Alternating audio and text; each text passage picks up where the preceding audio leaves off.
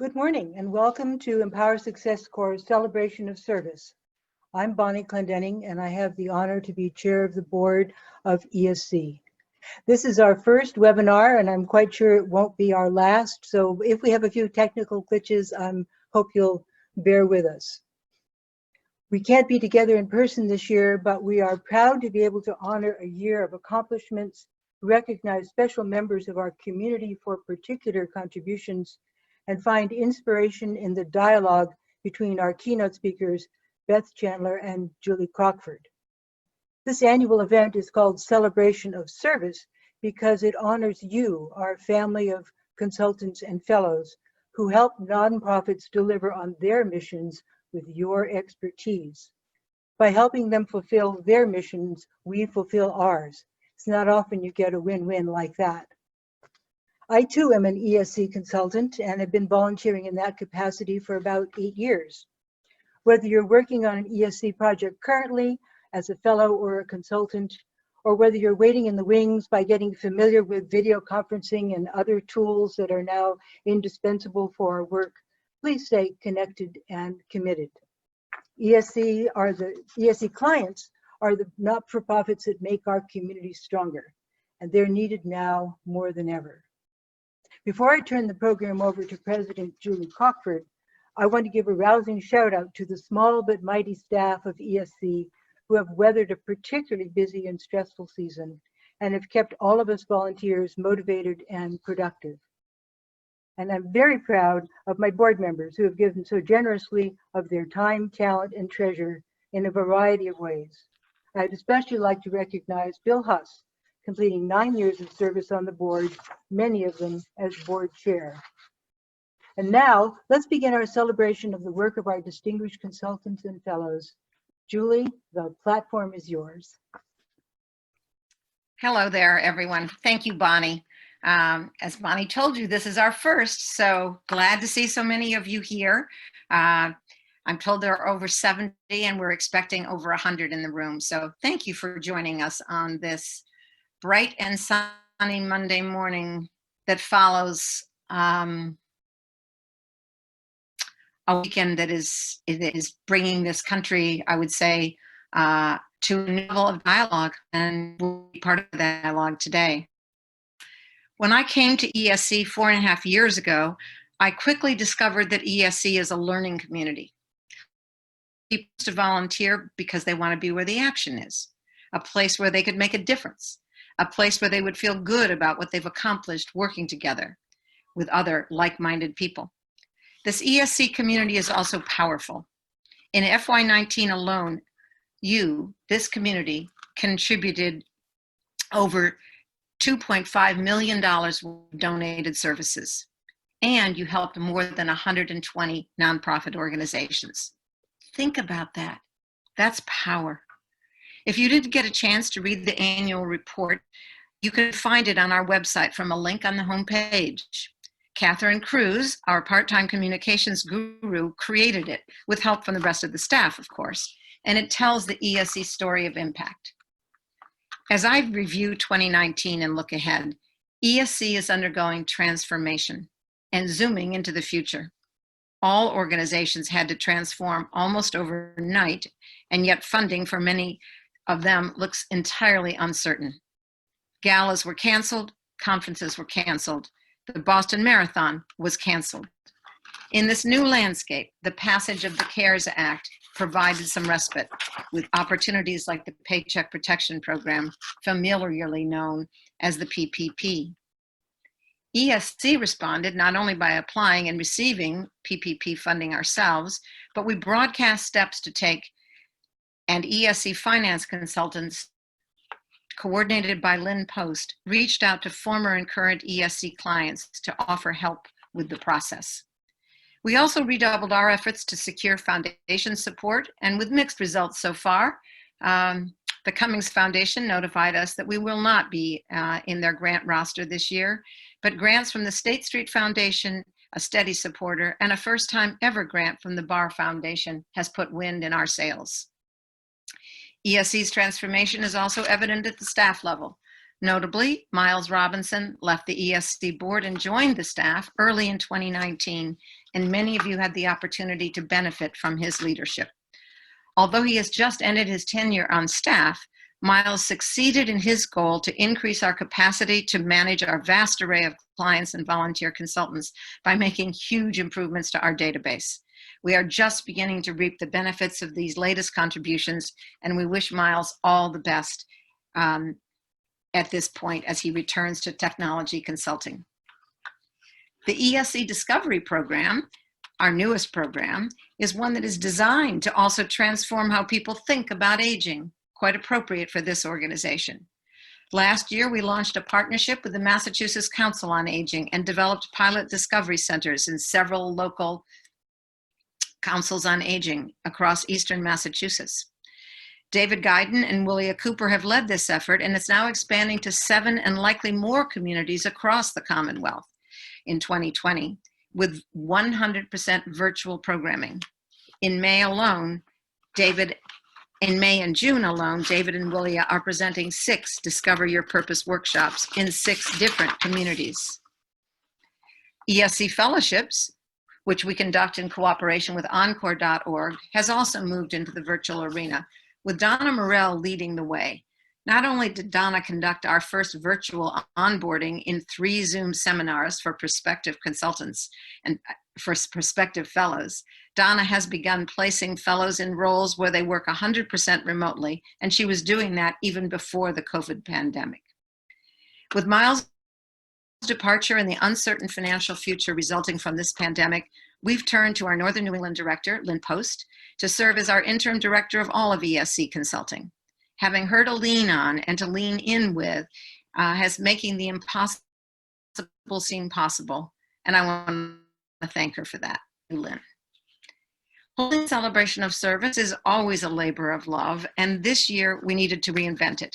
For their creativity and flexibility, I want to recognize Linda Vukovic and Barbara Michaelson from the ESC board, as well as Catherine Cruz and our most recent addition to the staff, Nadela Offrey, who are our co-producers for today's event, because they have worked long hours and had to be ingenious to pull this off.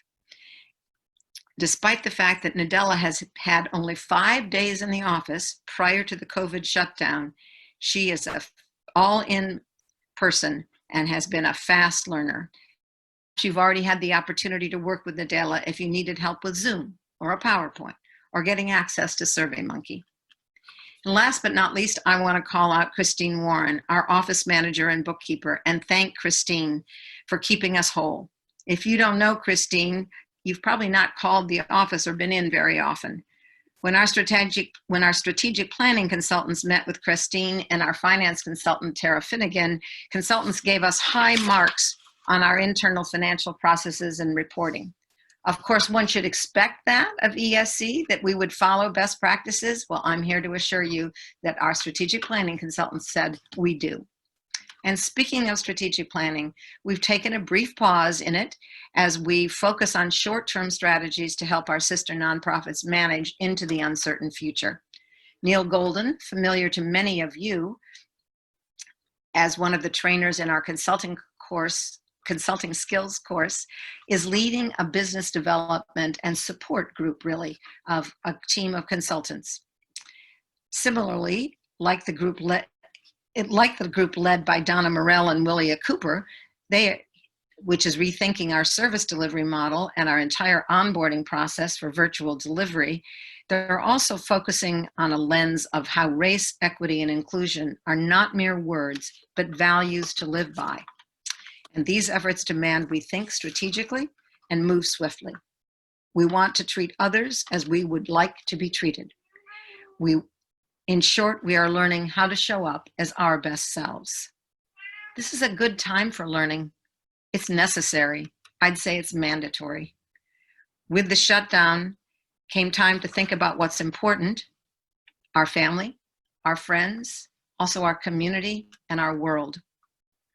We choose to seize the opportunity to learn with love and wisdom and compassion. And a key focus of our learning community going forward will be in the area of diversity, equity, and inclusion.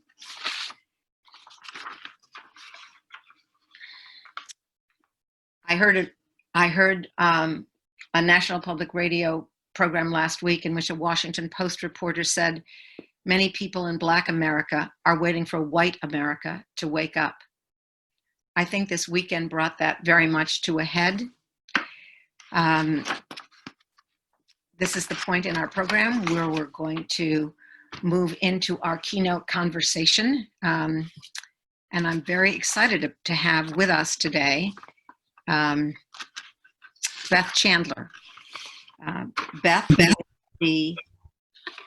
is the CEO and president of YW Boston, whose mission is eliminating racism and empowering women. Since the killing of George Floyd in Minneapolis, there have been growing protests across the country, in fact, around the world. Here in Boston, yesterday's protests gathered people of all ages, hues, and backgrounds for over 6 hours of peaceful protest. I couldn't agree more with the statement of Mayor Marty Walsh last night, who said tonight's protests were motivated by a righteous desire for equality, justice, and accountability for our country. The image of the Minneapolis policeman with his knee literally and figuratively on the neck of George Floyd for over 9 minutes while Mr. Floyd died makes me, a white woman, cry. But because I am a white woman, I do not actually fear for my life or that of my children in the unlikely case we're stopped by police. Awaken to an understanding of that fundamental difference in the reality of life for Black people versus white people began for 30 years ago. 8-year-old son and I were guests of a close friend who was the senior vice president of a major Boston company. And she had the most incredible seats at Fenway Park I'd ever been in. My friend's son was 6 years old, and together we went to the game. At an exciting moment, her son stood up, placing his hands excitedly on the back of the seat in front of him. His mother pulled him back down into his seat and told him he must keep his hands to himself, always. She went on and on. I was actually pretty taken aback.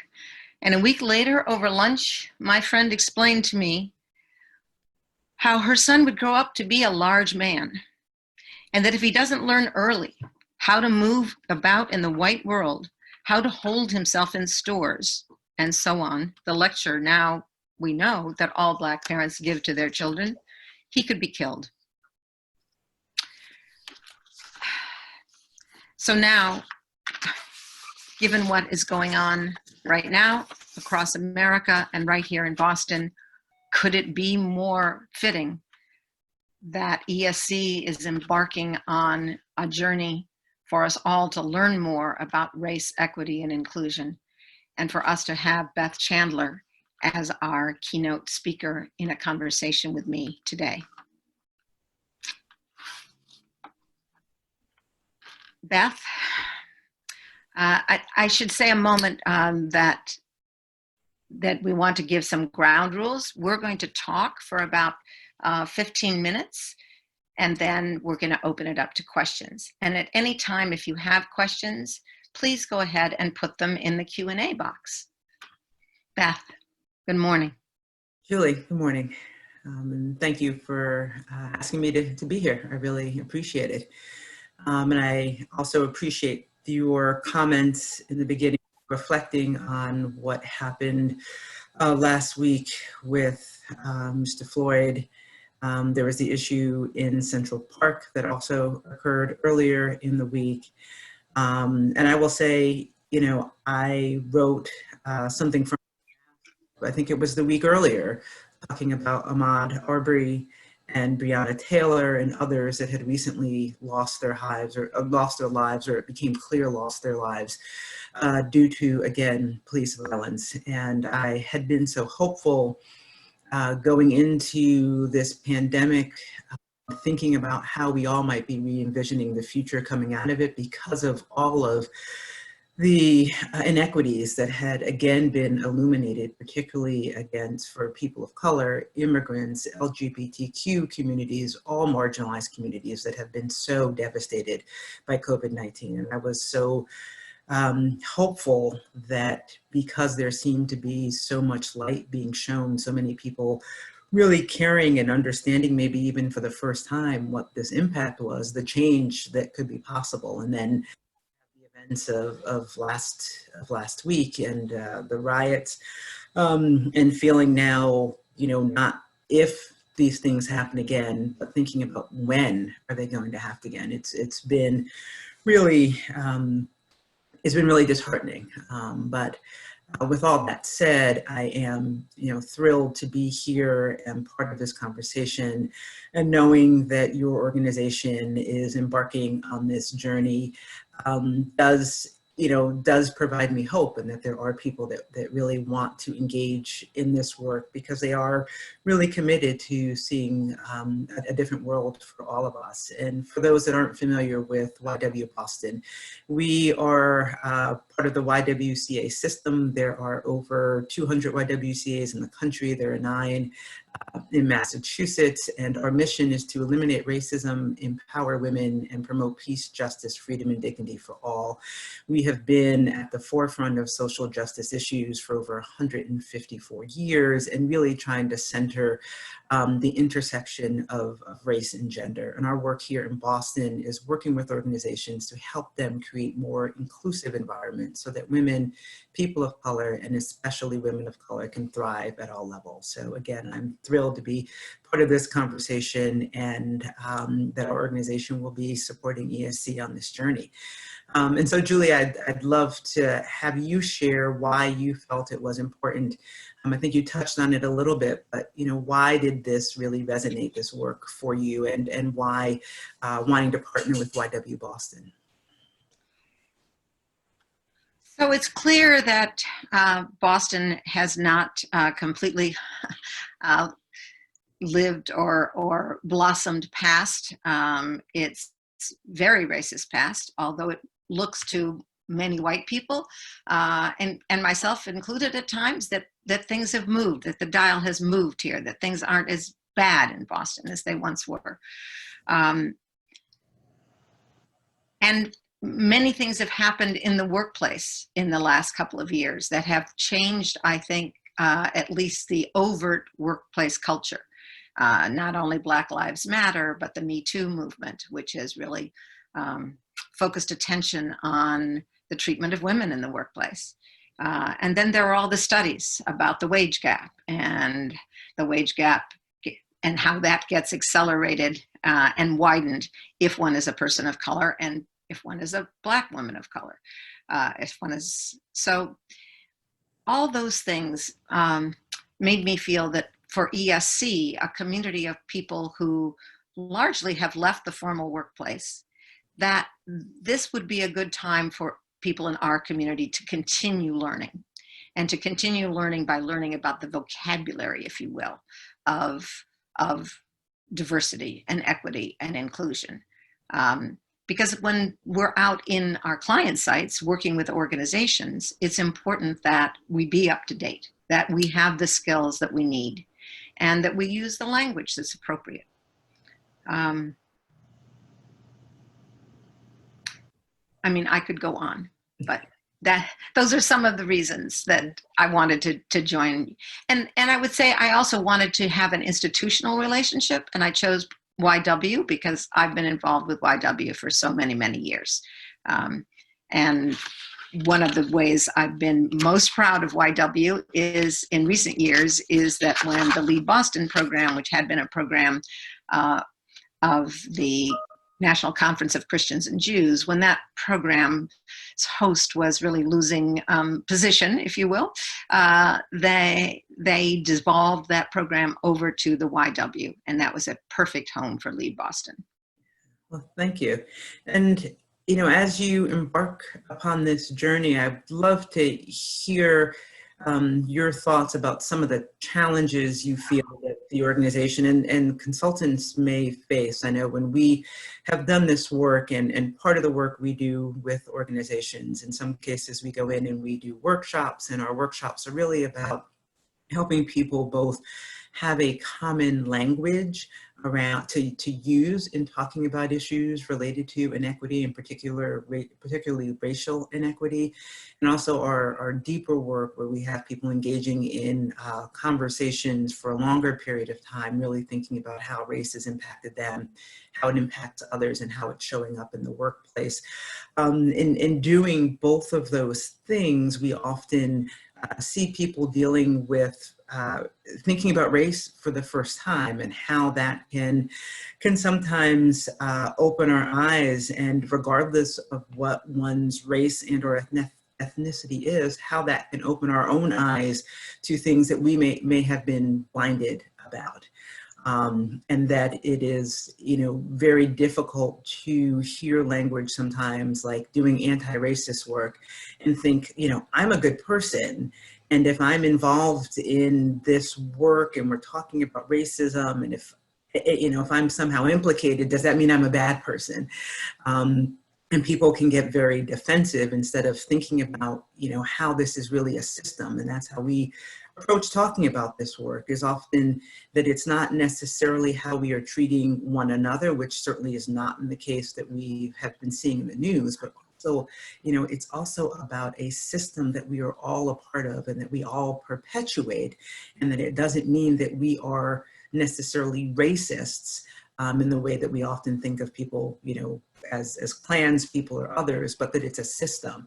And that can be hard for people to grapple with, that we are all part of this system, that we are sometimes unintentionally supporting this system. And so people can deal with shame, they can feel blame, they can feel defensive. And I was just wondering if you can talk about what you might feel some of the responses or challenges might be that people have beginning this journey.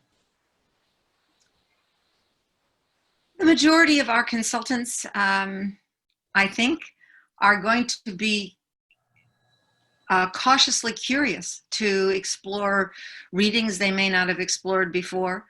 Some are going to eat it up. I've got a group of consultants who have come to me who want to be on our diversity, equity, and inclusion task force within ESC. People who are recommending articles to me to share with the broader community. I think for many white people, however, until you're asked to think about yourself as being of a race, that statement right there, I am of the white race, that's new for some people, to actually have to not have to, but to want to say that and to realize the implications of that, as opposed to seeing white as simply the norm. And so I think what this work will do for many of us is continue to help us see ourselves better and to see where we are in the world around us. So I think it's,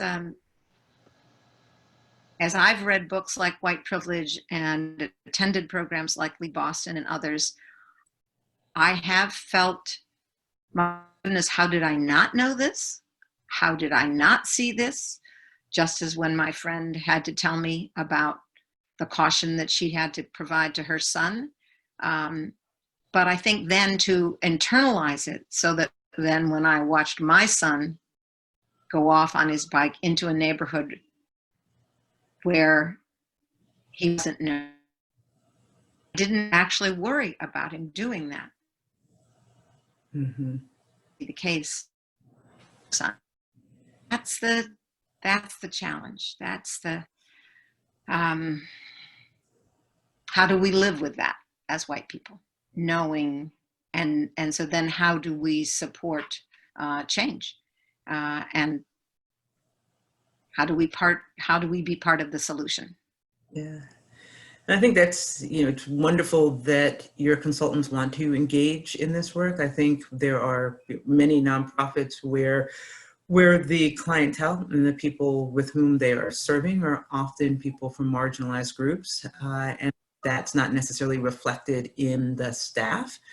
And or in some cases, if it is reflected in the staff, it's not reflected in the leadership of the organization. And I think it is extraordinarily important to have diverse perspectives at the table in order to be making better decisions and to be really partnering with the communities that you're serving and coming to the best solutions, as opposed to going in and thinking, I know even though this isn't my lived experience. And so I think the consultants being able to perhaps bring a different lens to the work to help organizations really think about, how are we centering the people that we're supporting, the communities that we're supporting, so their voices is at the center of the work. I will share one example of an organization with whom we worked.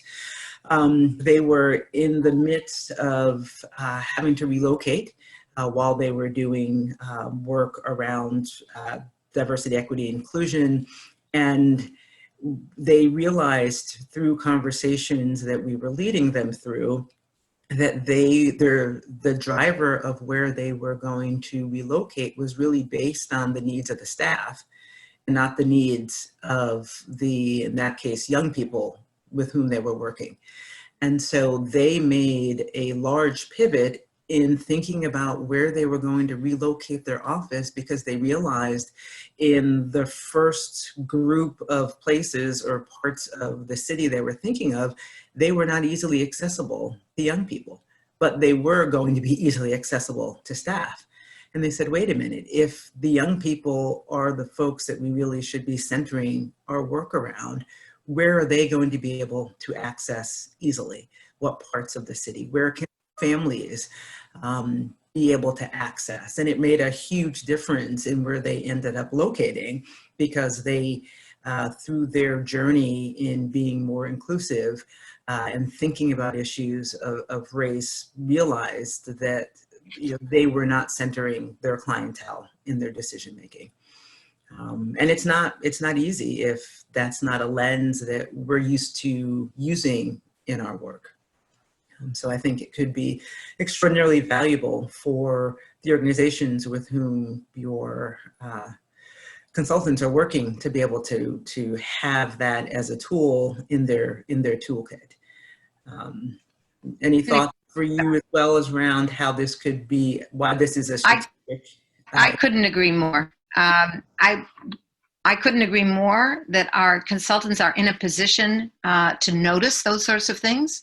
So if they're working with a client and on strategic planning, business planning, program development, if they were to notice what got noticed in that example, that would be ideal. So to notice that discrepancy, that in fact the location, the proposed location of the new office was going to, if you were going to deliver effective way to the exactly the sort of thing I hope that they would notice. And that's exactly the sort of thing that we want to talk about actually in our consulting skills training going forward. We don't want to just have as an isolated case. We're not, this new program that we're going to embark upon with you, we are going to be requiring of new consultants and fellows that they take workshops on race and equity and organizational change. And that's something new. We haven't added to our required courses in over a decade. So in addition to consulting skills and governance and finance, or the boot camp for fellows, we expect consultants to be learning about race, equity, and organizational change. So I am excited to do that. I think consultants will be in a position when they're in an organization to notice leadership disparities. Is the board composed of people who look like the people served, or at least is there some representation of those people, of the people served? Is this leadership, as you pointed out? I think those can be things that our consultants can and should notice. So I'm very excited about doing this work. I think we do have some questions, and we are about at the point in our program where we should be turning to our award ceremony in just a few minutes. So I do want to get in a few questions. There's a question: I've become aware of unconscious bias through trainings and workshops I've taken recently with DEI work. I hope this sort of training will be part of the ESC training. Great and terribly important discussion. Oh, it's not a question. Thank you. Thank you, Claudia. Hey, Julie, one question I think that might get at a question that came up.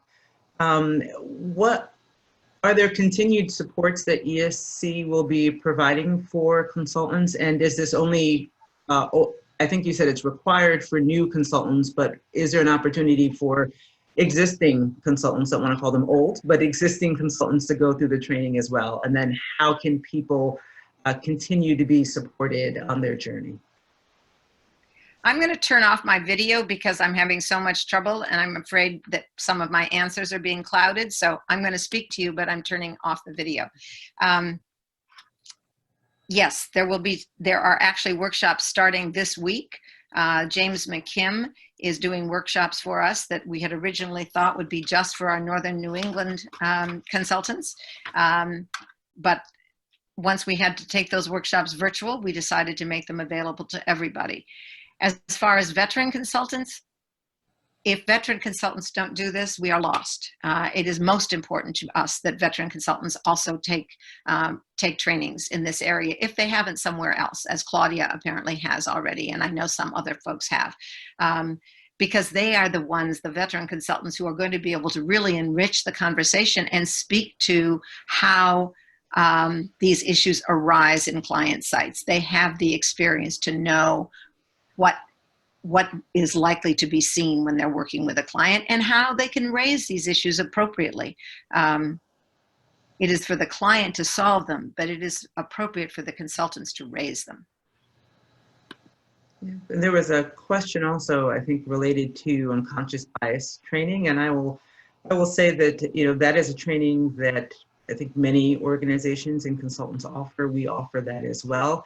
I will also note that with unconscious bias training, the benefits can go away if there is not a plan put in place to support people on, once they've identified where they may have some biases, how can they take action to address them? What are things that people can put in place, questions and other things to say, hey, here's where I may have some unconscious bias in this particular process. What are the questions I'm going to be asking myself to ensure that that doesn't resurface, and that I can support and find ways to support myself in avoiding the blind spots that I may have against, you know, particularly, you know, individuals, certain groups of people, etc. One of the folks who's written in said, I do not accept the category of race. How would you respond to that, Beth? I don't know what that means. I don't accept the category of race. I mean, people have different features. People have different amounts of melanin. People have originated from different parts of the world. So I think race exists. I think what is, you know, the issue is the social constructs around race, which say that this race or this group of people is better than another group. Now that I don't accept, but we do have physical differences because of, you know, how, you know, where we have originated, but that doesn't, those physical differences don't equate to mental differences, ability differences because of that. So right. So I believe that there is race. I do not believe that there are differences in ability or one race being better than another just because of the melanin or lack of melanin in one's skin. And I think that's the issue, is that we have received, excuse me, messages throughout time that have said that certain groups of people are better than other groups of people, and that is not true. And that is really the thing that all of us have to work on, right? Because even people of color, we have internalized that message as well. And not thinking of people as individuals, but thinking people represent whole groups of folks, and that's wrong. Right. Right. Well, Beth, this has been really wonderful speaking with you. I really appreciate you working with us both today and in the months and months ahead, hopefully the years ahead. The trainings we do with the Y will be be part of our fall onboarding series, which will be virtual if it needs to be and in person if it can be. And meanwhile, of course, we do have the seminars starting with James McKim later this week. And I think the link is in the chat box if anyone wants to register right now. My goal here is that ESC does become a safe and supportive learning community for these discussions about race and equity and gender issues and inclusion issues, and that consultants and fellows will be better able to serve our clients because of their greater insight and sensitivity. So thank you, Beth. You're welcome. Thank you for having me and going on this journey. I really appreciate it. Thank you. Thank you. And if you'd like to stay with us, the next part of our program is the big reveal. It's I'm sure the reason that so many people had decided to join us today. So now we are very close to 100 participants I'm seeing, and that is very exciting. Because at this point in the program, we're going to reveal who the award winners are. And first up, I'm pleased to be able to have a video run that is going to introduce our first award winner. It is my great pleasure to present the Caleb Loring Award for Consulting Excellence to Charlie Arsenault of Westboro, Massachusetts. Each year, this award recognizes an outstanding consultant, and Charlie's leadership, experience, and willingness to serve epitomizes the meaning of this award. After taking a long walk on the Appalachian Trail in 2017 and a much longer walk in the corporate world at EMC, Charlie came to Empower Success Corps in 2018. I enjoyed studying up on Charlie's background because we were both at EMC, a huge technology company in Hopkinton, and we both found our way to ESC Consulting. Charlie has jumped in and said yes every time we've asked him to undertake a project. Currently on the Lexington Global Warming Action Coalition, Charlie's interests and contributions to ESC projects have ranged from global warming activism to wildlife and conservation, to mentoring startup founders, to working with researchers and scientists concerned with scientific sharing and discoveries. It can be a challenge to match just the right consultant to just the right projects. But Charlie seemed perfect for Mistletoe Foundation, where he mentored startup founders and researchers, as well as AdGene, which is the group that promotes scientific sharing and discoveries, because of his unique experience at the intersection of innovation, academia, and bringing new products to market. Charlie's volunteerism extends beyond ESC, where he has been on boards and committees of nonprofits concerned with conservation, trail maintenance, at-risk youth, and outdoor education. Congratulations, Charlie. You deserve this award and the heartfelt gratitude of both ESC staff and our clients for all you do for ESC.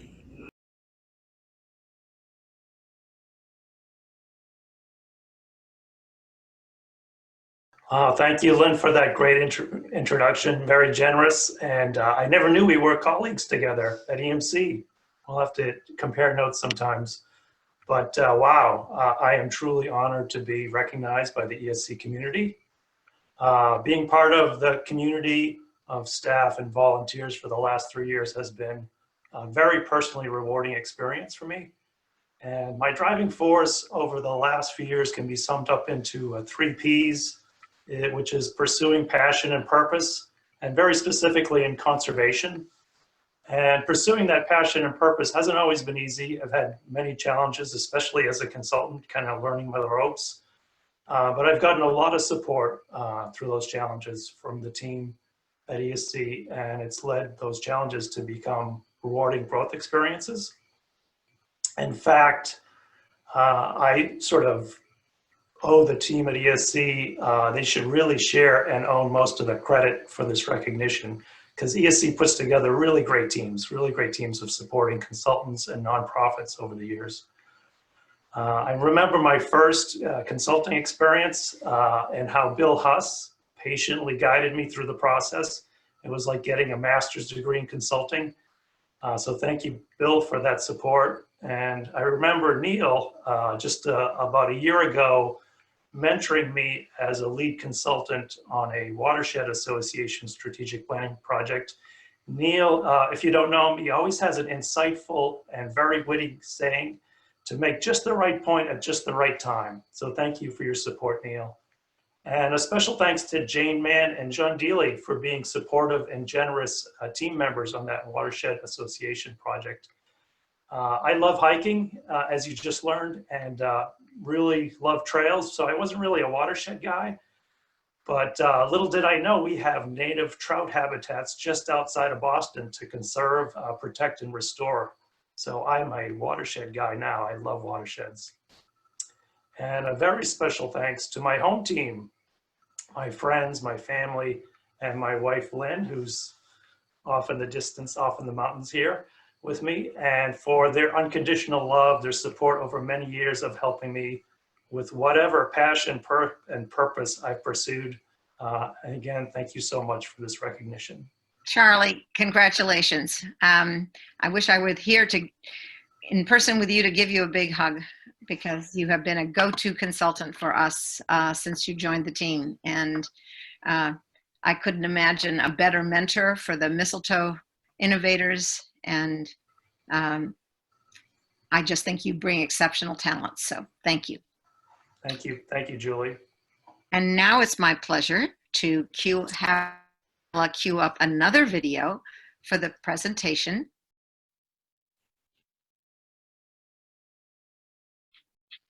Hi, I'm NURYS CAMARGO, founder and board chair of CHICA project. I'm here today to present the Ezra Murrow Founders Award to one of your very own, Martha Flesh, and one of our consultants from ESC the second time around. Martha, during our work together at CHICA project, you were a mentor, a coach, a friend, what I like to say, an auntie to CHICA project. Thank you for your attention to detail, your assertiveness, your transparency with us, and also your cultural competency. As an organization that serves young women of color, it was very important for us that our consultants were culturally competent and understood the work that we were doing throughout the region. But also your expertise, Martha, in building teams, finance, and just how to think long term. And part of the work that we did together was to go from a fiscal agent to our 501c3, which we have done successfully, also with the help of ESC consultants, Jerry Johnson, Cassandra Clay, Hangwa, and yourself. So we at CHICA Project are very grateful and very lucky to have had ESC consultants on our team and also on our board now. But I just want to let you know, Martha, that we are continuing our board governance plan. I read it all the time. I have it printed. It's something that I carry with me because it's part of the work that we continue to do, is to strengthen our board and figure out next steps to create a sustainable organization, of course. So I also just want to say thank you to all the other ESC consultants. The work that you do is so important to organizations like CHICA Project. Your expertise, your energy, your time, your talent, your treasure is priceless. Thank you so much for all that you do. And Martha, congratulations on your award today. And now I give you Martha.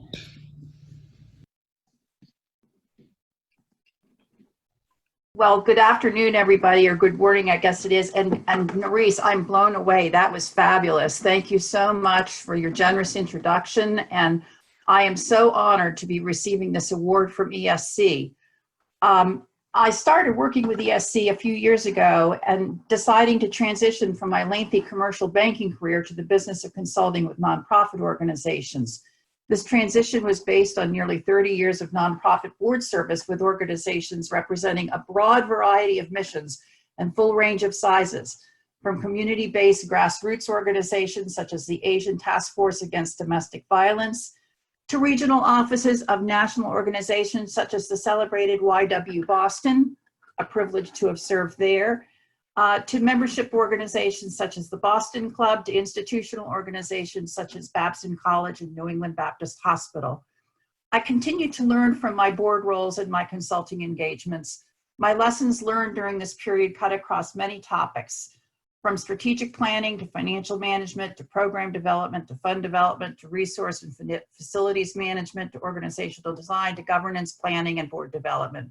Some lessons were explicit as they were addressed in committee meetings and board discussions. Others were implicit, garnered from years of interaction across the spectrum of subjects through informal discussion and observation. I am a generalist. I find joy and satisfaction in working with all strategic issues facing the sector by bringing my business lens, open mind, and seasoned sense of best practices to this passionately mission-focused sector to facilitate solutions. Many people made this journey possible, from friends and family to ESC to clients. I will conclude my remarks by thanking warmly the ESC teams, not only for this recognition, but for the warmth and collegiality inherent in being a member of this family. Working with ESC is truly a privilege, due in large part to the talented team, staff, and consultants assembled here. Special thanks to Christine Warren, Uli Alago, Neil Golden, Bonnie Clendenning, Barbara McHaleson, John Woodard, Bruce Burzin, Tom Roos, Cassandra Clay, Christine Abrams, Julie Morano, Miles Robinson, and of course, Julie Crockford, just to name a few. Looking forward to developing a new future together. Martha, that was beautiful. I was very excited to present this award to you. And as I said to Charlie, it's disappointing. I can't give you a hug right now.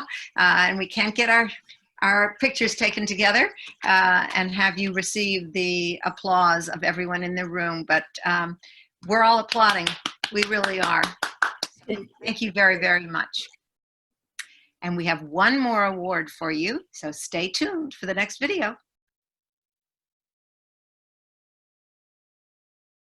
My name is Donna Morell, and I'm the Director of ESC Fellowships.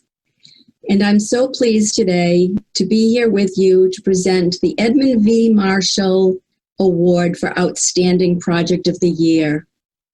This year's award is presented to the Roger Williams Park Conservancy Project and to the team led by Eugene Mahaly and Lorraine Hines, and rounded out by Victoria Wicks and Mary Tafuri Ross. This award is inspired by visionary ESC consultant from Rhode Island, Edmund V. Marshall, and is given to a team whose work yields new information or new methods to build ESC's capacity. This was a high-stakes project for ESC in Rhode Island. The team conducted confidential interviews with elected and appointed city and state officials, donors, funders, stakeholders from nonprofits whose footprint was embraced by the Roger Williams Park Conservancy. They supported the first-time executive director and worked with the board chair, Jennifer Pereira, also the vice president of grant programs of the Rhode Island Foundation. The end product was an aspirational strategic plan that will give direction to bring the stakeholders interested in the Conservancy together. On behalf of ESC, my heartiest congratulations to this team and my personal best wishes.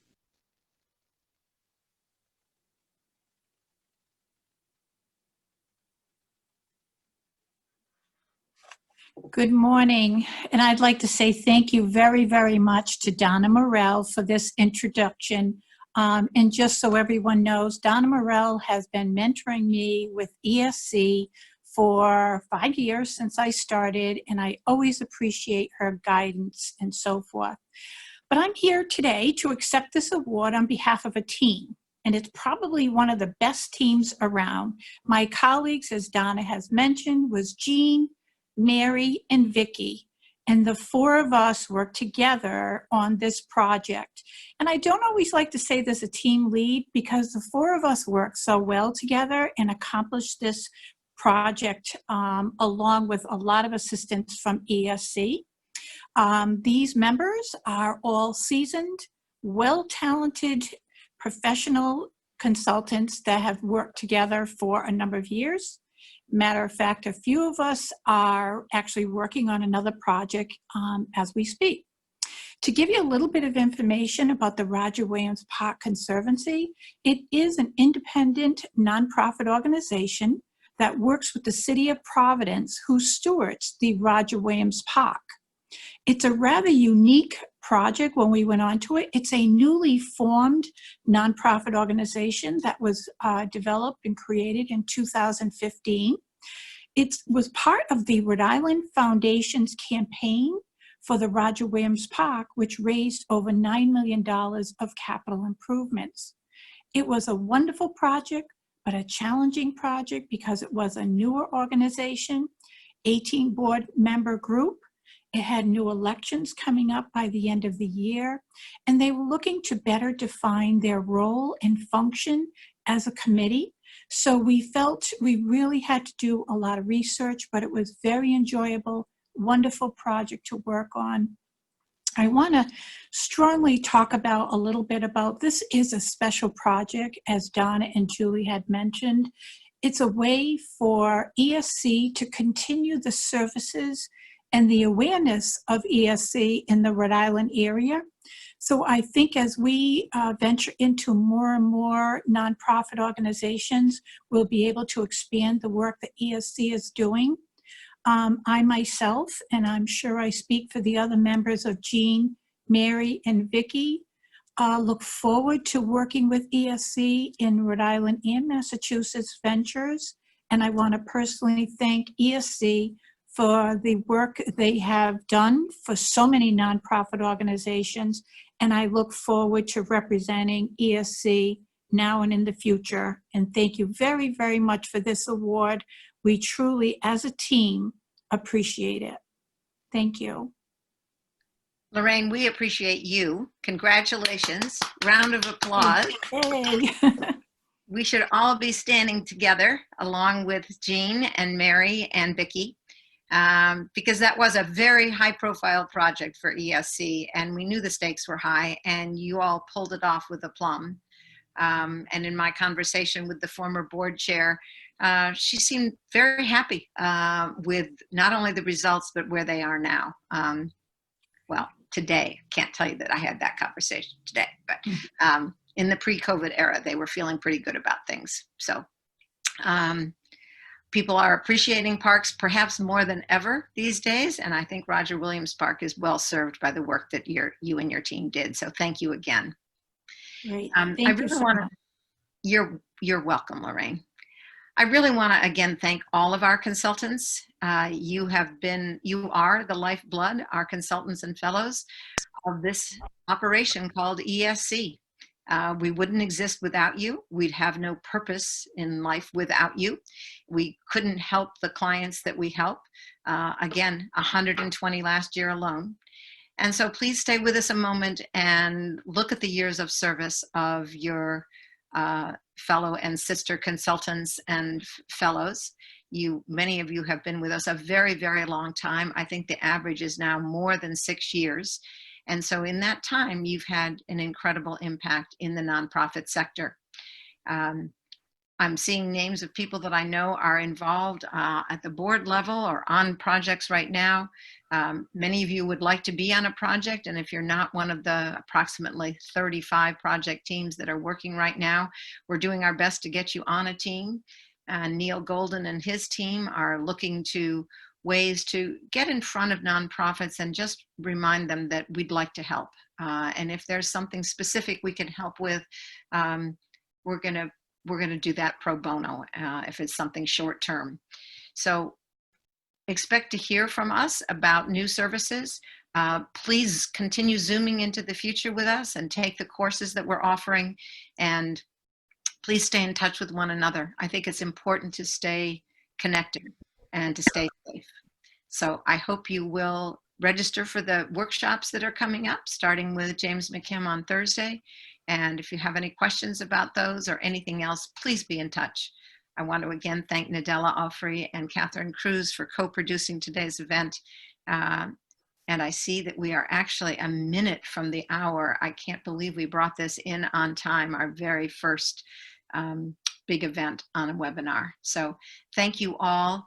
I hope that you will have a good rest of your day and that this program is inspiring, because you are inspiring to me and inspiring to all of the staff and the board of directors. So thank you all.